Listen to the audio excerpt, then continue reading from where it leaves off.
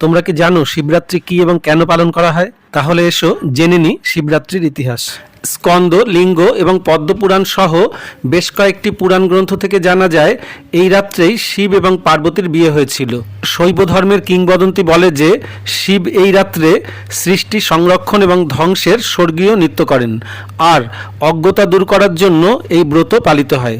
কিংবদন্তি আছে যে দেবী পার্বতী তার বিভিন্ন অবতারে ভগবান শিবের স্নেহ জয় করার জন্য তীব্র তপস্যা করেছিলেন। শিবরাত্রিতে উপবাস করলে মনের অজ্ঞতা দূর হয় এবং আত্ম উপলব্ধি হয়। আত্মা জন্ম এবং মৃত্যুর চক্র থেকে পরিত্রাণ পাওয়া যায়। শিবরাত্রি উদযাপনের বিষয়টি শুরু হয়েছিল ৫ম শতাব্দীতে।